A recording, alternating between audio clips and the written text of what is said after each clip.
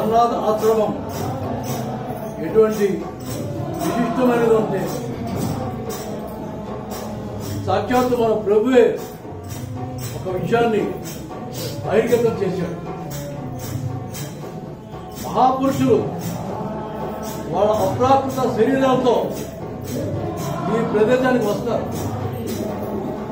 ఎందుకు వస్తారంటే మహాపురుషులంటే ఎవరైతే మహాభక్తులు గతించి ఆ గోలోకానికి వెళ్ళిపోయారో, ఆ స్వర్గలోకానికి వెళ్ళిపోయారో, ఆ పైలోకానికి వెళ్ళిపోయారో ఆ మహాపురుషులు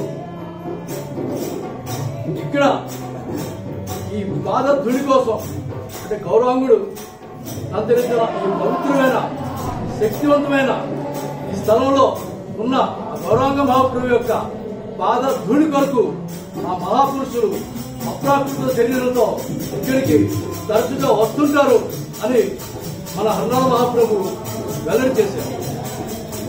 అటువంటిదే ప్రస్తుతం ఈ కార్యక్రమంలో కూడా మహానుభావులు మార్గదర్శకులు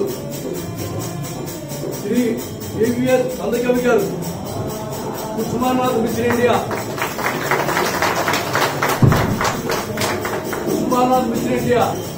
అధ్యక్షులు, అందరికీ ఆదర్శప్రాయులు.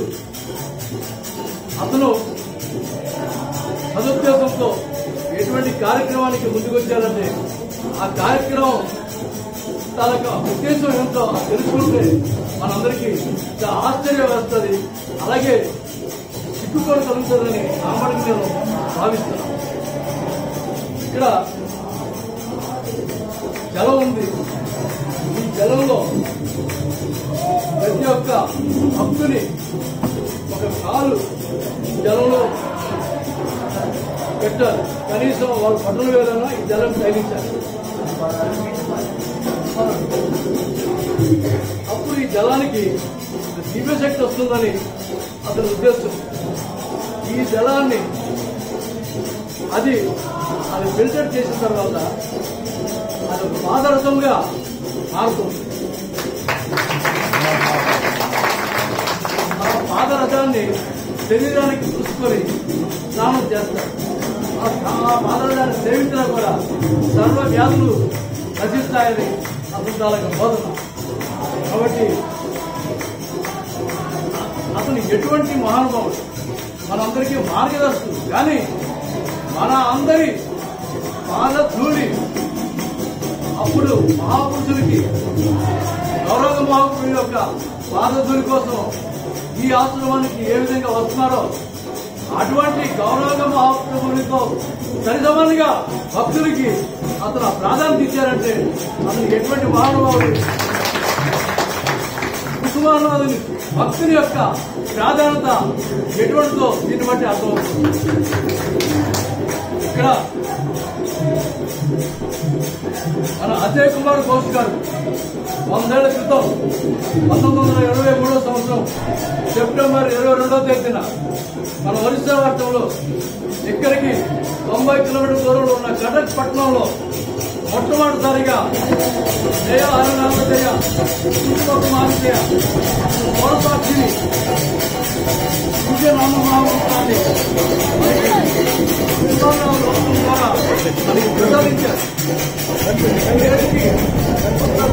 పూర్తయింది. ఈ సందర్భంగా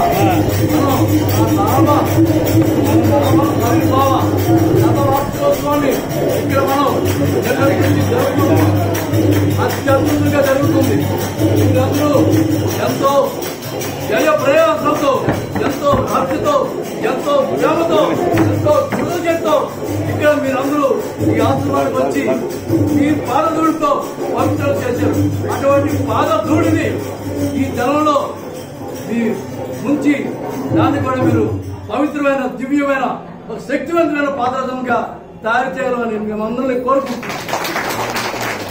ఇక్కడికి వచ్చి ఈ నామ త్రయోహాన్ని మీరింత దిగ్విజయం చేసినందుకు మీ అందరి పాద పద్మములకు దువ్వాడ కుసుమానాథ నామ ప్రచార సంస్థ తరఫున మీకందరికీ మీ అందరి పాద కమలంలోకి సాష్టాంగ నమస్కారాలు సమర్పిస్తున్నాను.